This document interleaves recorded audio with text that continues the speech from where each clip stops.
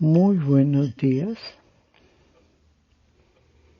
Hoy tenemos la oportunidad de disfrutar y escuchar el capítulo número 8 de nuestro libro, Las dos ancianas. Un nuevo comienzo. Al día siguiente, antes de que los hombres se marcharan, las mujeres hicieron grandes fardos de pescado seco suficiente para reponer las energías del pueblo para viajar. Entretanto, el jefe esperaba ansioso. Temía que les hubiera ocurrido algo a sus hombres, aunque mantenía la esperanza viva. Cuando volvieron los exploradores, el jefe reunió rápidamente al consejo para escuchar lo que tenían que decirles. El guía contó a una muchedumbre atónica lo que habían descubierto. Cuando terminó su relato, añadió que las mujeres no se fiaban de ellos y que no deseaban verlos. Dago enumeró las condiciones que habían impuesto. Al cabo de unos minutos, el silencio, el jefe declaró: respetaremos sus deseos. Quien no esté de acuerdo tendrá que pelear conmigo. Los jóvenes y yo te apoyaremos, dijo Dago enseguida. Los miembros del consejo que habían propuesto abandonar a las ancianas se sentían profundamente avergonzados. Por fin, uno de ellos habló. Nos equivocamos al abandonarlas, lo han demostrado. Las compensaremos con nuestro respeto. Después de que el jefe informara de la decisión tomada, el pueblo se mostró de acuerdo en aceptar las condiciones impuestas por las dos mujeres. Una vez que se hubieron recuperado gracias al nutritivo pescado seco, los miembros del grupo comenzaron a aparejar los bártulos porque tenían muchas ganas de ver a las ancianas. En aquellos momentos difíciles, su supervivencia le llenó a todos de esperanza y de un temor casi reverencial. La hija de Chichiyac, Osi-Nelí, lloró al escuchar las noticias, pues creía que su madre había muerto. Pero a pesar del gran alivio que sintió, sabía que su madre no la perdonaría nunca. Srut-Su estaba tan contento que en cuanto se enteró, empaquetó de inmediato sus cosas y se dispuso a marcharse. El grupo tardó bastante en llegar al campamento donde las cortezas de los abedules habían sido arrancadas. El jefe y Dago se adelantaron para encontrarse con las mujeres y cuando entraron en el campamento, el jefe tuvo que refrenarse para no abrazarlas. Las mujeres le miraron con desconfianza, así que se sentaron para parlamentar. Las mujeres le dijeron lo que esperaban del pueblo. Él respondió que obedecerían sus deseos. Te haremos comida suficiente para el pueblo y cuando se acabe te volveremos a dar. Te la proporcionaremos en pequeñas porciones, le dijo al jefe, que asintió casi con humildad. El grupo tardó otro día en llegar al nuevo campamento, deshacer los bártulos y levantar las tiendas. Luego el jefe y sus hombres llegaron con fardos de pescado y ropa hecha de piel de conejo. Dago, al ver el extenso surtido de prendas de piel de conejo, había insinuado audazmente a las dos ancianas que las vestiduras del grupo estaban en un mal estado. Las mujeres sabían que no tendrían tiempo de usar todas las manoplas, pasamontañas, mantas y camisetas que habían confeccionado en su tiempo de ocio, de modo que se sintieron obligadas a compartirlas con quienes las necesitaban. Una vez que los miembros del grupo hubieran montado su nuevo campamento y con los estómagos ya satisfechos, mostraron más curiosidad hacia las dos ancianas, pero les estaba prohibido acercarse a ellas. Los días de frío fueron muchos y el pueblo racionó cuidadosamente la comida de las ancianas. Un día, los cazadores mataron un alce grande y lo llevaron arrastrándolo a lo largo de muchas millas hasta el campamento. A su llegada, todos celebraron su buena suerte.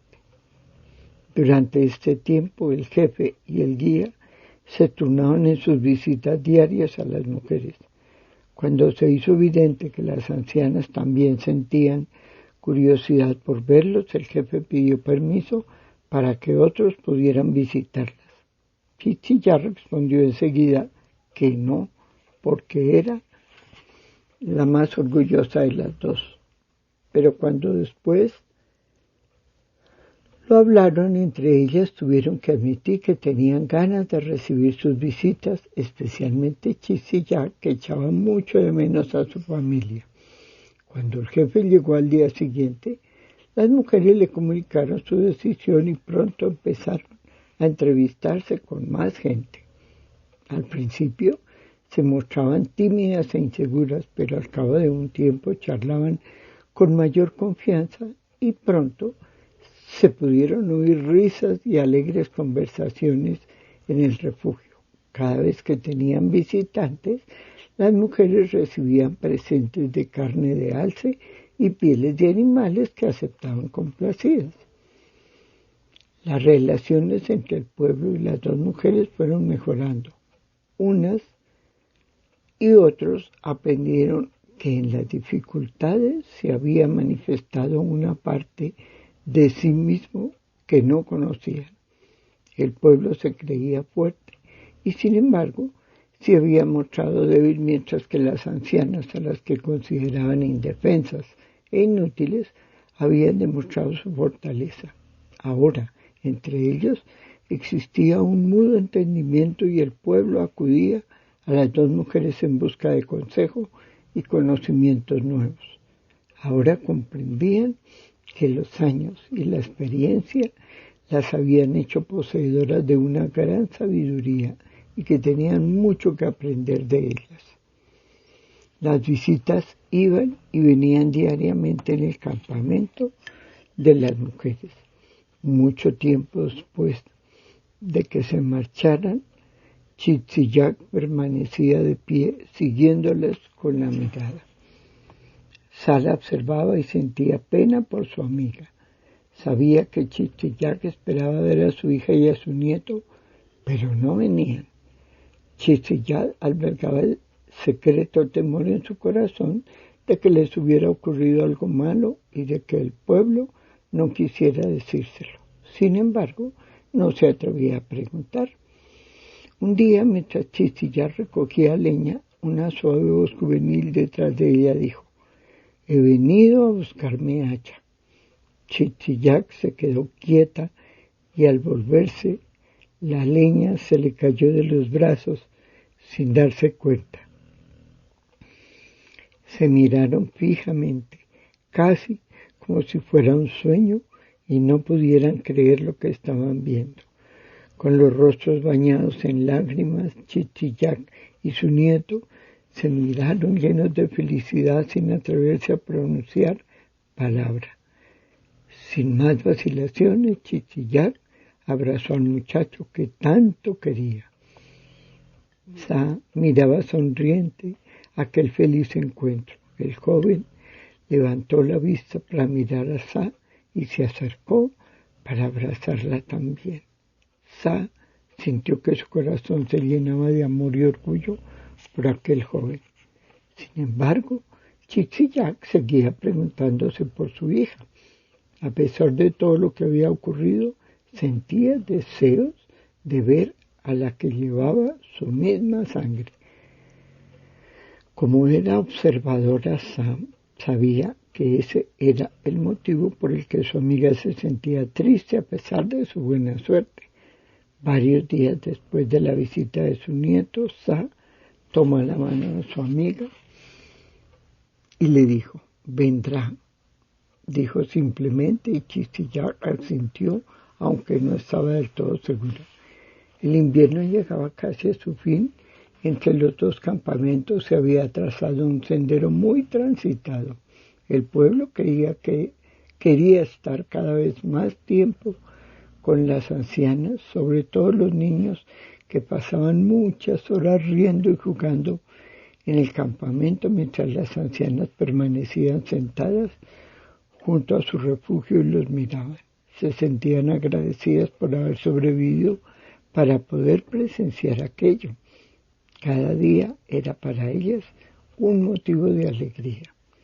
El nieto iba todos los días, ayudaba a sus abuelas en sus tareas cotidianas como antes y escuchaba sus historias. Un día, la mujer mayor no pudo aguantar más y por fin reunió el valor suficiente para preguntar: «¿Dónde está mi hija? ¿Por qué no viene?». El joven contestó con sinceridad: «Está avergonzada, abuela. Cree que la odias desde el día en que te dio la espalda. Ha llorado todos los días desde que nos fuimos», dijo el joven mientras la rodeaba con sus brazos. «Me preocupa porque el dolor la está consumiendo». Chistillac permanecía sentada escuchando y su corazón voló hacia su hija. Sí, había estado furiosa con ella. ¿Qué madre no lo hubiera estado? Durante aquellos años había preparado a su hija para que fuera fuerte y luego descubrió que sus enseñanzas no habían servido para nada. Aún así, pensaba Chistillac para sus adentros, no se la podía culpar solo a ella. La verdad es que todos habían participado y su hija había tenido miedo. Había temido por las vidas de su hijo y de su madre. Así de sencillo. Chistillac reconocía también que su hija había tenido el valor de dejar una bolsa de babiche a las ancianas. Dejar una cosa de tanto valor con dos viejas que se creía iban a morir hubiera sido considerado un estúpido despilfarro. Sí, podía perdonar a su hija, incluso podía darle las gracias porque pensó: si no hubiera sido por el babiche, probablemente no hubieran sobrevivido. Chistillac salió de su ensimismamiento cuando se dio cuenta de que su nieto esperaba una respuesta. Le rodeó los hombros con el brazo, le dio unos cuantos golpes suaves y le dijo: «Dile a mi hija que no la odio, nieto». Una expresión de alivio se dibujó en el rostro del muchacho porque había pasado meses sintiéndose triste por su madre y por su abuela. Ya casi todo estaba igual que antes. Sin perder tiempo, el muchacho abrazó efusivamente a su abuela y salió a toda prisa del refugio hacia su casa. Llegó al campamento sin aliento. Irrumpió donde estaba su madre y emocionado dijo entre jadeos: «Madre, la abuela quiere verte. Me dijo que no te guarda rencor». Nelly quedó asombrada, no lo esperaba, y por un momento sintió que las piernas se le aflojaban de tal modo que tuvo que sentarse. Su cuerpo temblaba y miró de nuevo a su hijo. «¿Eso es cierto?», preguntó.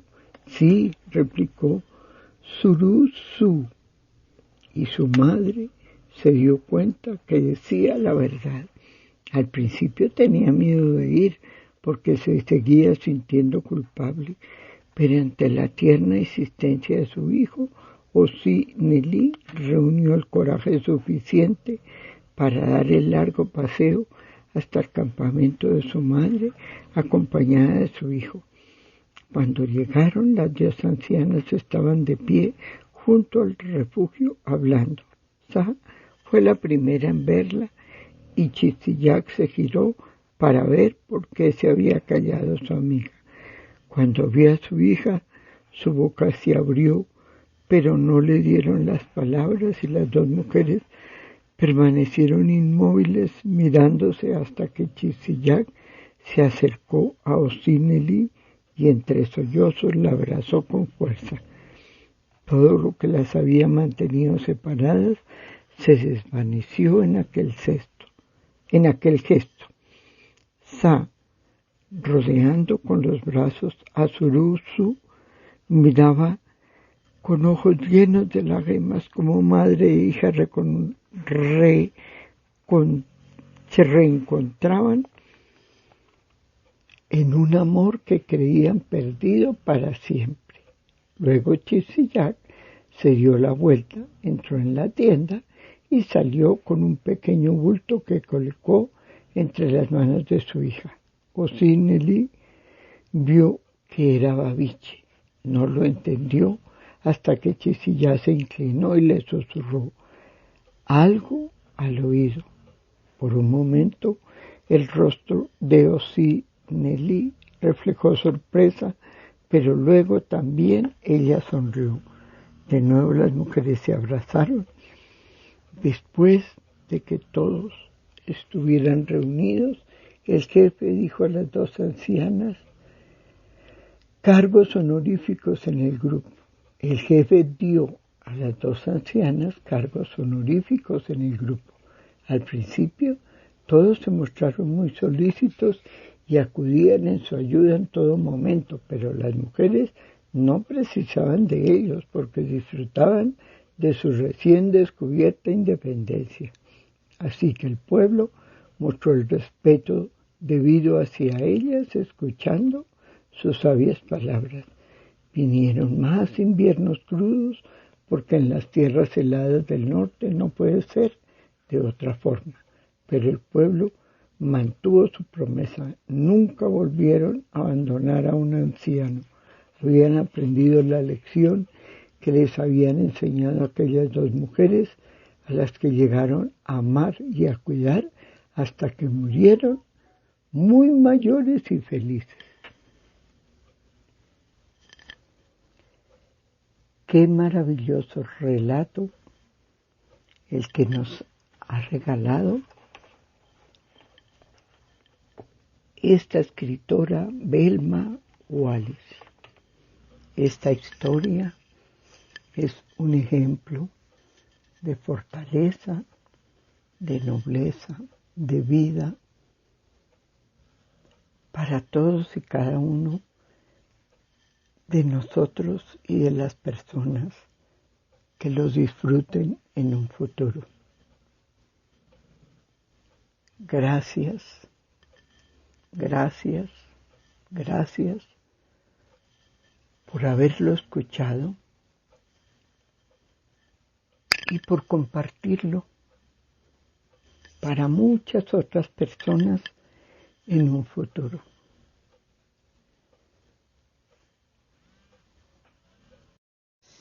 Epílogo del editor. Durante muchos años oí contar la leyenda de las 2 ancianas en casi todas las aldeas athabascans del río Yukón, pero no la tuve muy en cuenta hasta que el conmovedor manuscrito de Velma Wallis dio vida al relato. Con demasiada frecuencia el contacto con la naturaleza se contempla como algo romántico, pero en las 2 ancianas Wallis lo describe tal como es. Por muy diestros que sean un cazador o un pescador, la subsistencia está sujeta al azar y el más mínimo capricho de los elementos naturales, por ejemplo, que no se produzca el desove de los salmones, una helada temprana que mate a toda una generación de pájaros migratorios o grandes nevadas que diezmen la población de alces, puede significar la muerte. Wallis y aquellos cuyas experiencias la autora relata lo vivieron en carne propia y su cuerpo fue testigo de estos sufrimientos. Nacida en 1960 en una familia de 13 hijos, Wallis recibió una educación tradicional en la aldea Athabascan de Fort Yukon, en la confluencia de los ríos Yukon y Porcupine, a unos 200 kilómetros al noroeste de Fairbanks y solo unos pocos kilómetros al norte del Círculo Ártico.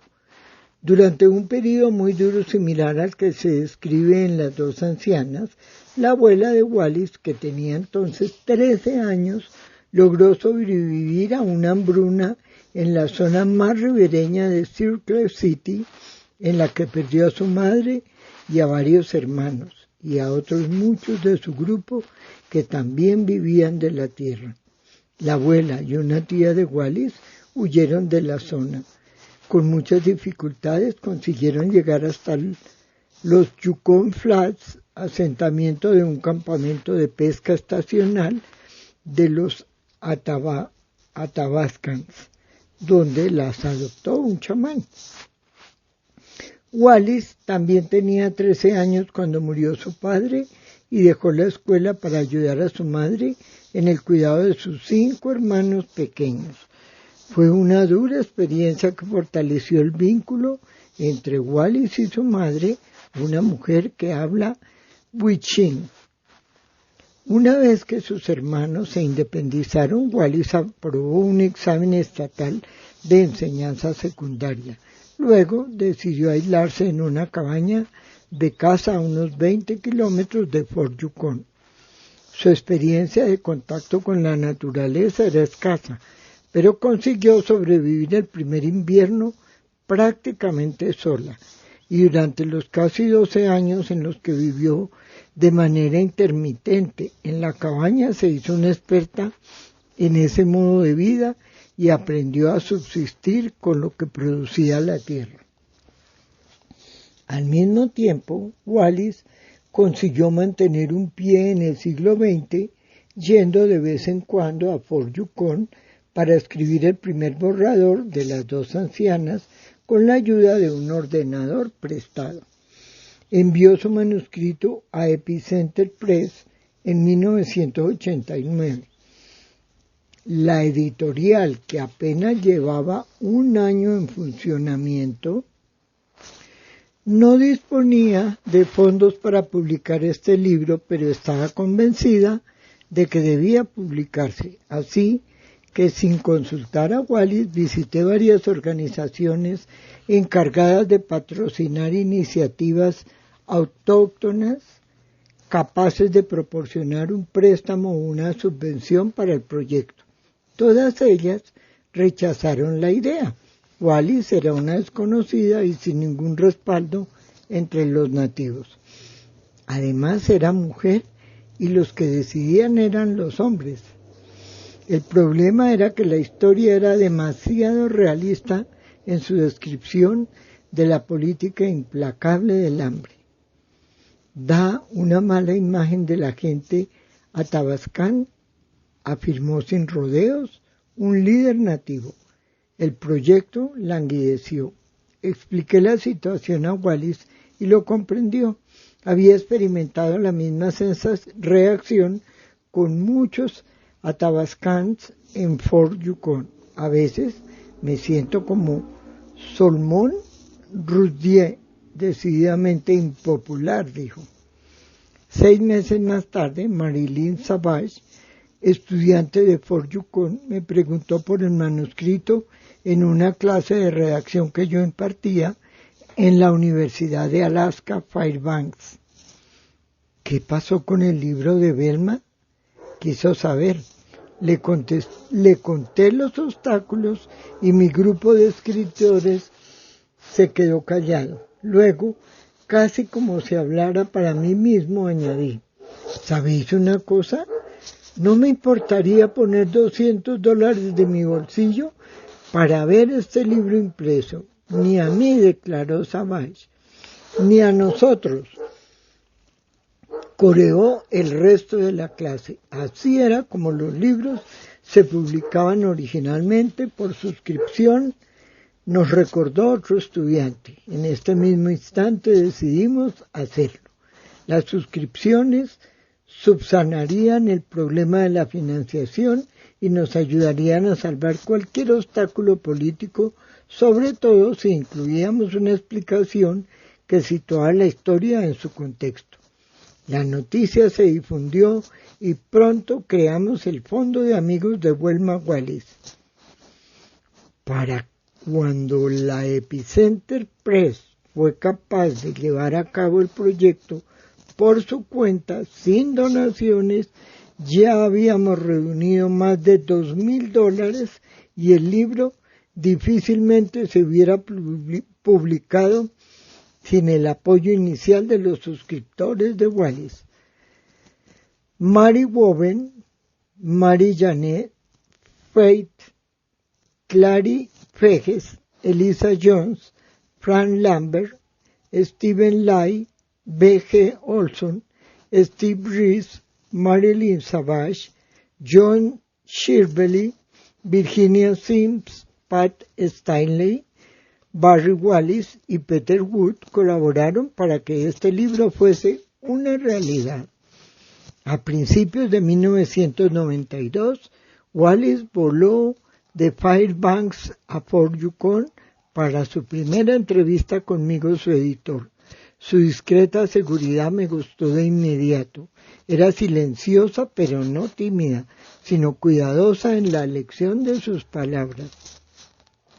El inglés era su lengua materna, pero articulando un suave chasquido al final de cada palabra, rasgo típico de los dialectos athabascans y que hace tan dulce su sonido. También ella lo era. A los 30 años se había enamorado por primera vez y esperaba un hijo. La publicación del manuscrito y la hija de Velma Wallace, Laura Brianna, llegaron al mismo tiempo. Laura Brianna nació con una ligera ictericia fácilmente curada y el manuscrito tenía un pequeño fallo. ¿Le he contado lo de las comas?, preguntó la autora cuando empezó a sentirse más cómoda en su trato con el editor. Aunque he aprobado la secundaria, siempre he tenido problema con las comas. Sé que la mayoría de las frases la tienen, pero como no sabía exactamente dónde ponerlas, al escribir el relato las distribuí al azar. Al final mi hermano Barry me dijo: Velma, ¿por qué no las quitas todas hasta que sepas dónde ponerlas? A lo mejor te ayuda a alguien. La imagen de Velma Wallace agitando un salero lleno de comas para condimentar su relato todavía me hace reír. Su próximo libro narrará su educación athabascana. Para entonces, a lo mejor no necesita ayuda, pero nos encantaría estar todo el día colocando comas para Wallace con tal de tener la oportunidad de leer sus relatos. Lael Morgan. Hemos llegado al final de nuestro libro Las dos ancianas. Ha sido un relato maravilloso que deja en mí, y espero que en todos los escuchas, un mensaje invaluable. He crecido y aprendido a través de esta lectura, que es un ejemplo de vida. Nos veremos en un próximo libro.